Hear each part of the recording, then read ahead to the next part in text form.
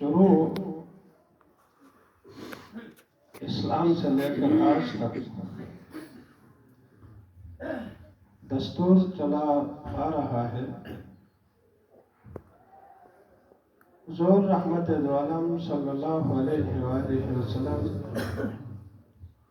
کی ذات بابرکت کو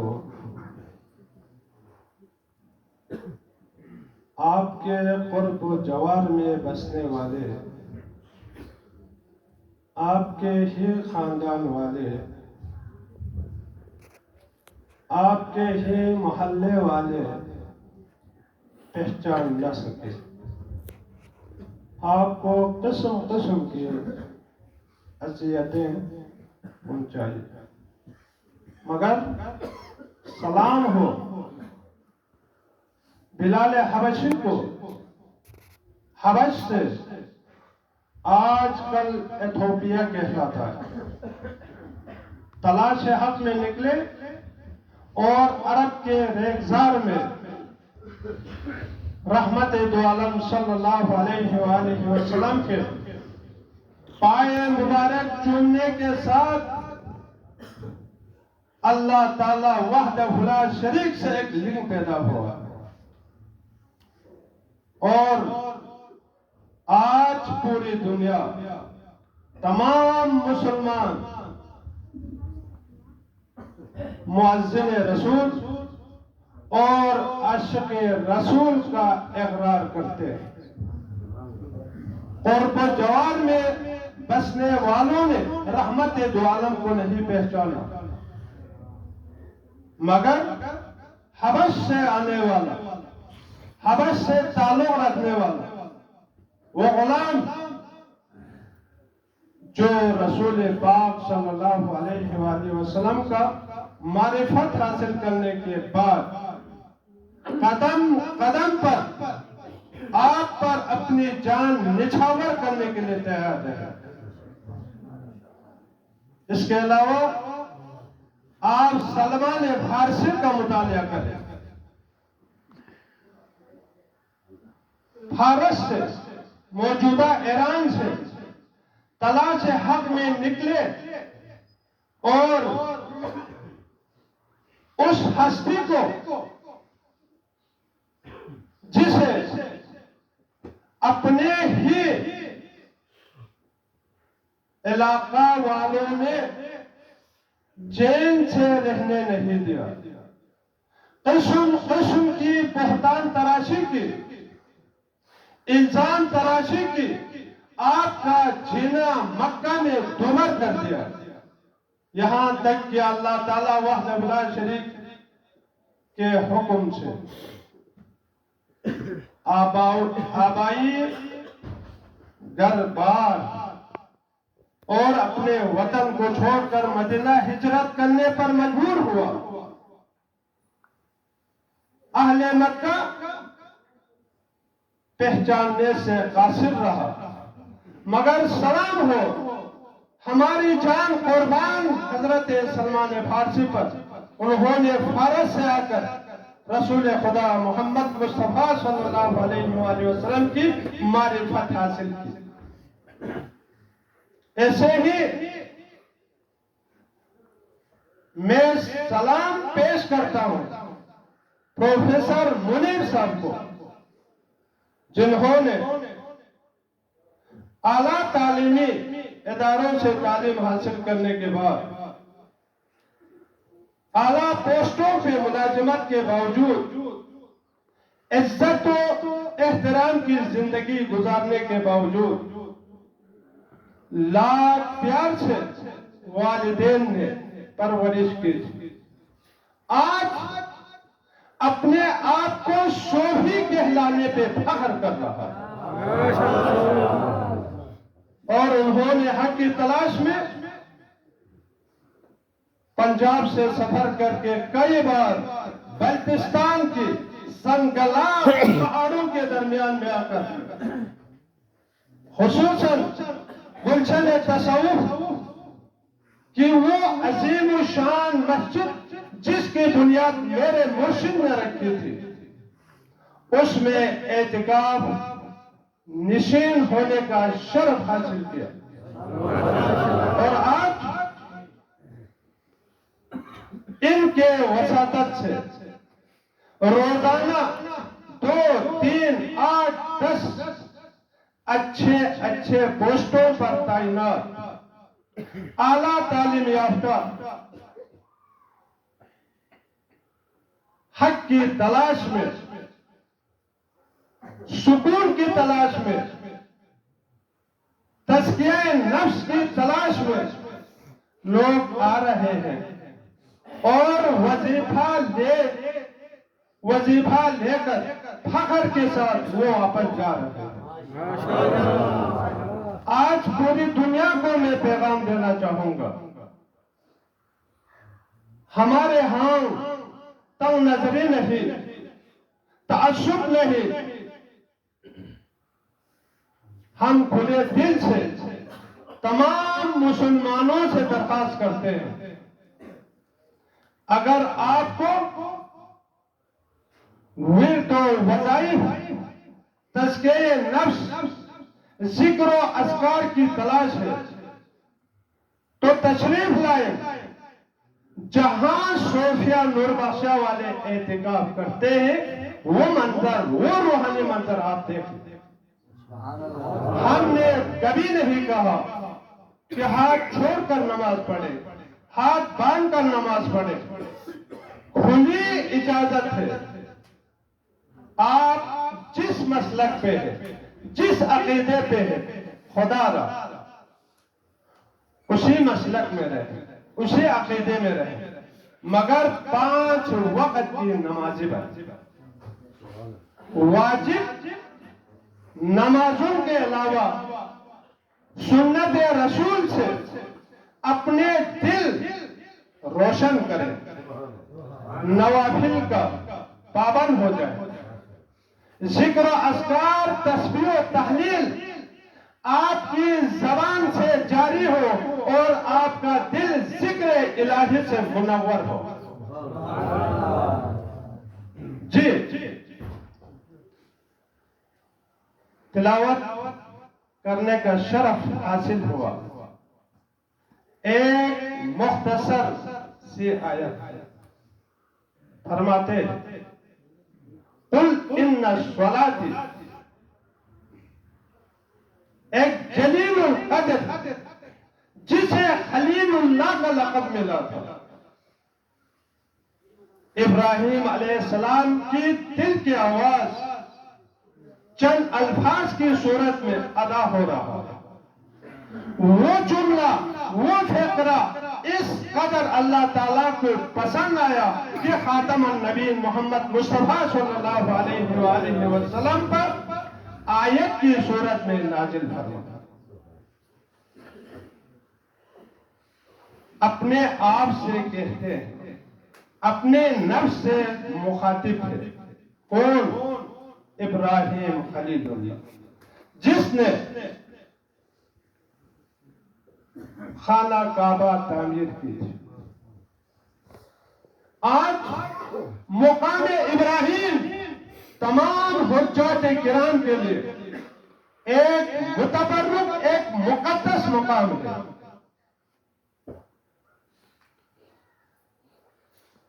ابراہیم علیہ السلام فرماتے ہیں، قل کہہ دیجئے، اپنے آپ سے مخاطب ہے، ان صلاتی، بے شک میری نماز، ونسکی، اور میری قربانی، ومحیای ومماتی، میرا مرنا اور میرا جینا، للہ، اللہ تعالیٰ کے لیے۔ یہ کس زمانے کی بات ہے؟ اس زمانے کی دل کی آواز ہے جہاں پوری دنیا بت پرست ہے اور بتوں کی پوجا پاٹ کرتے تھے، اور ابراہیم علیہ السلام کے خاندان میں سب سے بہترین بت میکر ان کے ہی خاندان میں تھا۔ ان تمام بتوں کو، ان تمام معبود باطلوں کو، باطل معبود کو پاش کرنے کے بعد انی وجہت وجہ للذی فطر السماوات والارض کا نعرہ لگایا. اسی ابراہیم کا قول، اسی ابراہیم کی دل کی آواز قرآن مجید میں آیت کی صورت میں نازل ہو. فرماتے ہیں میری نماز، میری قربانی، میرا مرنا، میرا جینا، سب کچھ اللہ کے لیے. اب آگے اللہ کی تشریح فرماتے ہیں. کون اللہ؟ وہ اللہ جو رب العالمین ہے، تمام جہانوں کا پالنے والا ہے. آج ایک صوفی کی یہی آیات، انہی کلمات کو، یہی جملہ ایک صوفی کی دل کی آواز. دیکھ لیں، اگر کسی نے نہیں دیکھا ہے میری نماز، میری قربانی، میرا مرنا، میرا جینا اللہ کے لیے، سب کچھ اللہ کے لیے وقف. ہاں اگر کسی نے کہیں کوئی اس قسم کا منظر دیکھا ہے تو ہمیں دعوت دے دیں، ہم دل و جان سے قبول کرنے کے لیے تیار ہیں. بصورت دیگر آج صوفیہ نور بخشا پاکستان بھر کے مساجد میں اعتکاف نشین ہو رہے ہیں. اس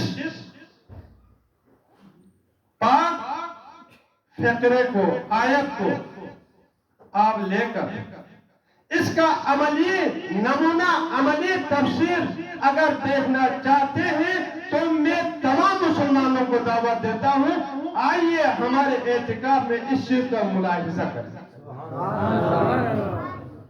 سب سے پہلے نماز، ہم 5 وقت کی نماز با جماعت ادا کرتے ہیں. یہی ہمارا ایمان ہے، یہی ہمارا عقیدہ ہے، یہی ہمارا کردار ہے. 5 وقت کی واجب نماز، فرض نماز.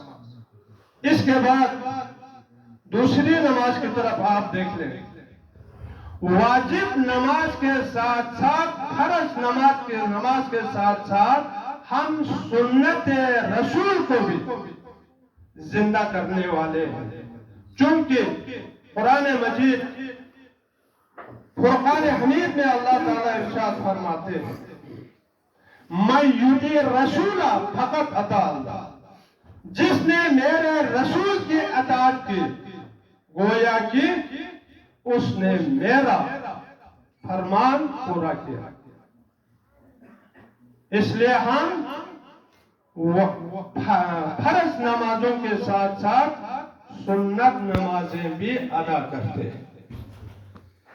اس کے علاوہ میری نماز، ایک اور نماز رہ جاتی ہے جسے عالم اسلام نوافل کا نام دیتے ہیں.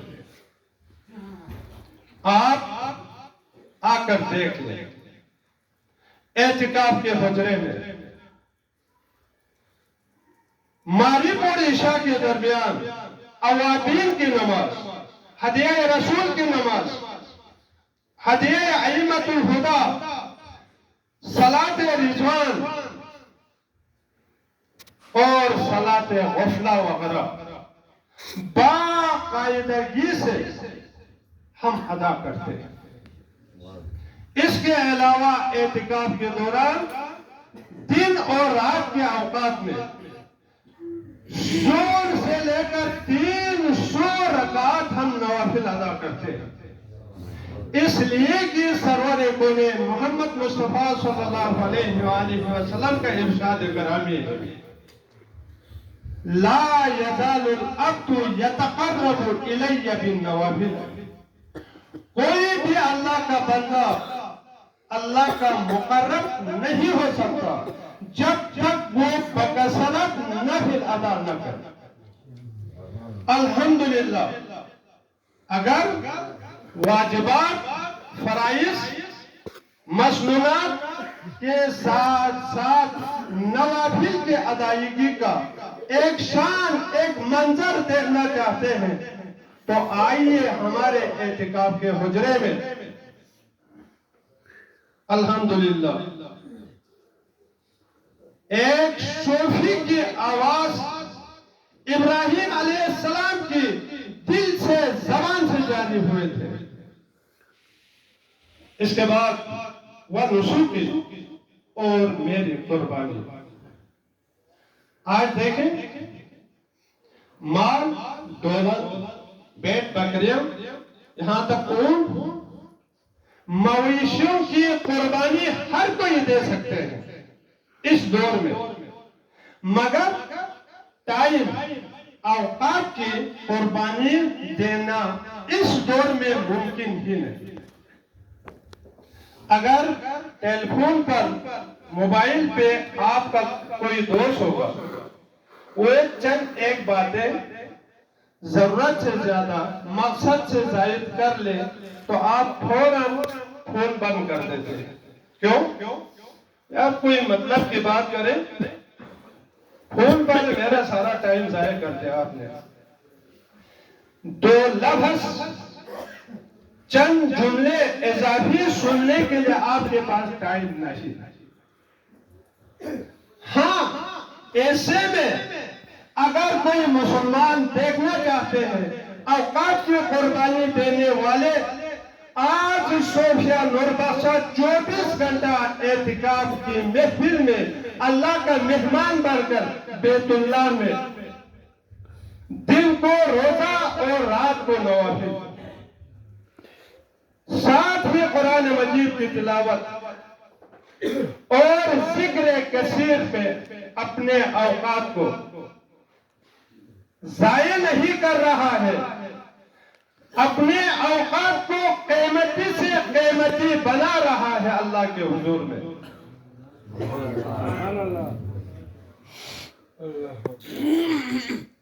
صرف 24 گھنٹہ نہیں، اللہ کا کرم ہے، 24 گھنٹے کے علاوہ 3 دن، 7 دن، 10 دن، 40 دن، 90 دن، اور حضرت شاہ ہمدان نے 6 مہینہ مسلسل ایک نیت سے اعتکاف کیا تھا۔ یہ ہمارے تصوف کی روایت ہے، صرف روایت نہیں، عملی مظاہرہ۔ اگر کوئی اوقات کی قربانی دینے والے کسی کو آپ نے دیکھنا چاہتے ہیں تو تشریف لائے ہمارے حجرے میں، دیکھ لیں قربانی۔ اس وقت آپ اسلام آباد کے دل فریب ماحول میں سانس لے رہے ہیں۔ بات کریں ہمارے گاؤں کی، وہاں اس قدر یخ بستا ہے، ٹھنڈک ہے، سردی ہے، آپ بارش ہے، آپ کی لمبی داڑھی ہے، آپ وضو کر کے جب مسجد کی طرف چلیں گے تو ایسا لگتا ہے کہ آپ کی داڑھی کے بالوں میں موتی پرویا ہو، ککر جم جاتا ہے، پانی وہاں جم کر یخ بستہ ہو جاتے ہیں۔ یہ ہے قربانی۔ اس وقت سینکڑوں نہیں، ہزاروں کی تعداد میں ہمارے گاؤں میں، ہمارے علاقے میں مختلف مساجد میں اعتکاف ہو رہے ہیں، اور اس اعتکاف کا داخلہ، اس اعتکاف کے داخلے کا ایک آپ کو فیس ادا کرنا ہوگا یا سیکورٹی دینا ہوگا۔ یہ ہے اعتکاف کا غسل۔ اعتکاف کا غسل سنت ابراہیمی ادا کرنے کے بعد ناخن کا تراشنا، پھالتو بالوں کا صاف کرنا، مونچھوں کو کٹانا، اس کے بعد اغتسل غسل الاعتکاف، لسنتی رسول اللہ قربتاً اللہ، کیوں غسل کر رہا ہے قربتاً اللہ کے لیے، وضو کیوں کر رہا ہے قربتاً اللہ کے لیے، فرائض مسنونات اور نوافل نمازیں کیوں ادا کر رہی ہے قربتاً اللہ کے لیے، اعتکاف کیوں کر رہا ہے قربتاً اللہ کے لیے، اعتکاف کے آغاز میں آپ کا دوسرا داخلہ فیس ہوگا توبہ، جس کی طرف محترم باقاچو نے وضاحت کی، میں اس پہ مزید تبصرہ کرنے کے لیے تیار نہیں۔ توبہ، سبحان اللہ، توبہ اللہ کی طرف سے ایک عظیم نعمت ہے بندوں کے لیے، یہ قربانی۔ اس کے بعد میرا مرنا میرا جینا سب کچھ اللہ کے لیے۔ ابھی آپ دیکھیں اعتکاف کے حجرے میں، کیا آپ اعتکاف کے حجرے میں آپس میں باتیں کر سکتے ہیں؟ نہیں، آپس میں باتیں نہیں کر سکتے ہیں۔ اپنا کوئی کام کر سکتا ہے؟ نہیں کر سکتا ہے۔ اعتکاف میں داخلہ کے بعد، توبہ تائب ہونے کے بعد آپ نیت کرتے ہیں، نیت کے بعد جس طرح آپ نماز ادا کرتے ہیں، اسی طرح تمام دنیاوی کاموں سے، سوچ سے، تصورات سے، تعلق سے منقطع ہو کر آپ اپنا تعلق اللہ سے جوڑ لیتے ہیں۔ اعتکاف کے اندر بیٹھ کر پوری دنیا کو آپ ایک کردار، ایک عملی نمونہ دینے کے قابل بن جاتا ہے۔ ہاں، میرا مرنا میرا جینا اگر کوئی دیکھنا چاہتے ہیں تو آئیے اعتکاف کے اندر دیکھیں، میرا مرنا میرا جینا سب کچھ اللہ کے لیے۔ اس کے علاوہ صوفی کا تعلق اپنے دل کو اخلاق مذمومہ سے پاک صاف کر کے اپنے دل میں اخلاق حمیدہ کی پیوان کاری کرنے کا نام صوفی۔ تمام دنیاوی تعلق کو ختم کر کے اللہ سے تعلق قائم کرنے کا نام صوفی ہے۔ اپنے دل کو صرف اور صرف اللہ تعالیٰ وحدہ لا شریک کے لیے پاک و صاف بنا کر رب ذوالجلال کا مسکن بنانے کا نام صوفی ہے۔ 24 گھنٹہ باوضو اور توبہ تائب کے ذریعے طہارت ظاہری اور طہارت باطنی حاصل کرنے کا نام صوفی ہے۔ اس کے علاوہ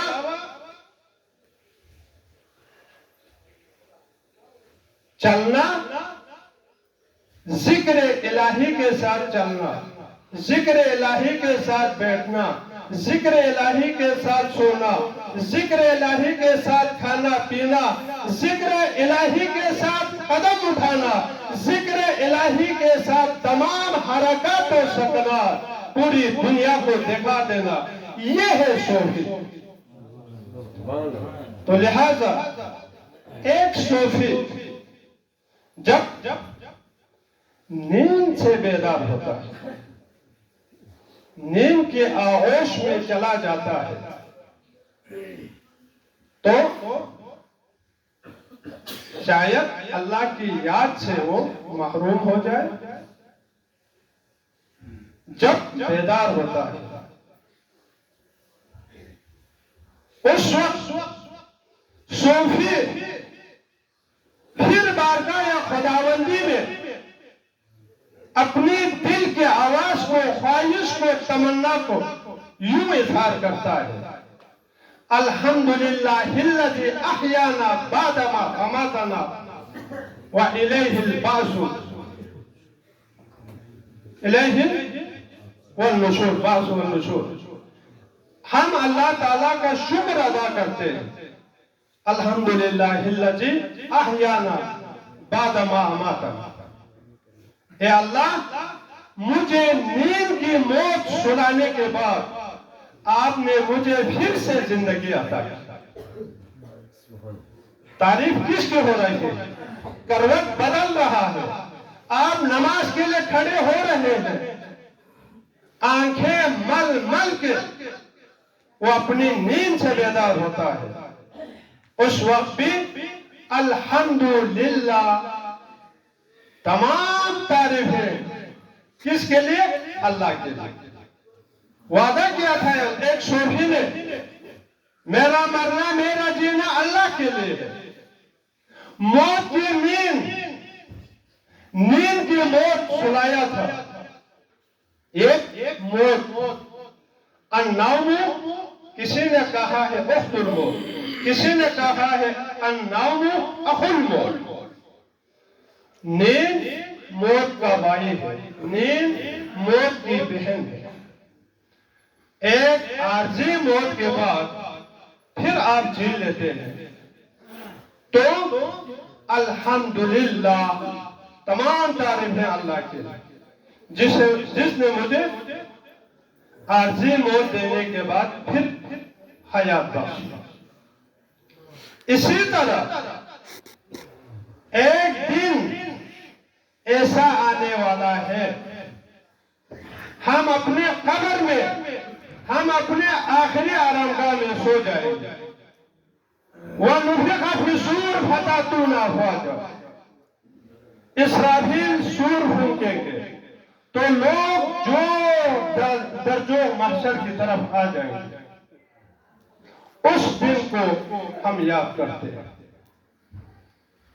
یہاں تک کہ جب ایک صوفی وضو کے لے جاتے ہیں وضو خانے میں، اس وقت بھی ہم دعا کرتے ہیں، پہلے بائیں پاؤں کو واش روم میں داخل کرتے ہیں، اس کے بعد ہم دعا مانگتے ہیں۔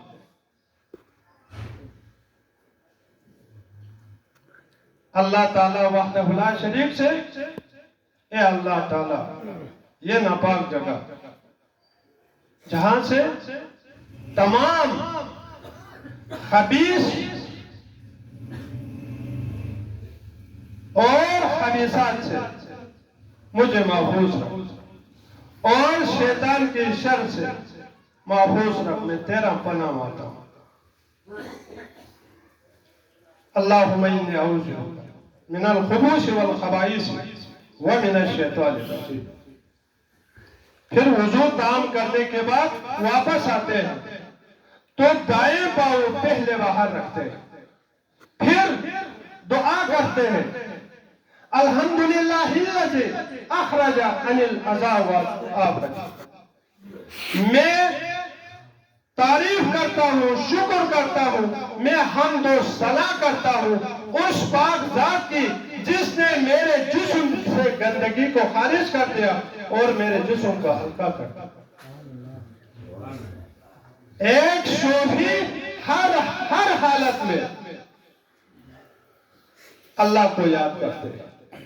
اسی طرح ایک صوفی رات کو سونے کی تیاری کرتے ہیں تو سب سے پہلے وہ باوضو تھے، پھر بھی وہ وضو تازہ کرتے ہیں۔ ایک صوفی نیند کے آغوش میں جانے سے پہلے پھر وضو تازہ کرتے ہیں، اس کے بعد تحیت الوضو 2 رکعت ادا کرتے ہیں، اور اس کے علاوہ خوش نصیب لوگ صلاۃ نوم کی 2 رکعت صلاۃ نوم، سونے کی نماز وہ ادا کر کے سو جاتے ہیں۔ اب اس صوفی کا، اس بندہ خدا کا سونا بھی عبادت ہے۔ اگر صلاۃ نوم کا اجر ثواب کسی نے جاننا ہے تو دعوت صوفیہ کا مطالعہ کریں۔ تو الحمدللہ آج پورے آب و تاب کے ساتھ صوفیہ نور بخشا کا روحانی مشن میرے مرشد با فقیر رحمت اللہ نے ایک عرصہ دراز کے بعد پھر سے زندہ کیا اور لوگوں کا کہنا ہے اور لکھنا ہے پیغام مرشد نہیں، ہرگز پیغام مرشد نہیں ہے، یہ اللہ تعالیٰ کا پیغام ہے، ائمہ طاہرین کا پیغام ہے، انبیاء علیہ السلام کا پیغام ہے، وہ پیغام پھر سے زندہ کر کے ہمارے مرشد نے ہمیں عطا کیا۔ ہم اللہ اور اللہ کے رسول کو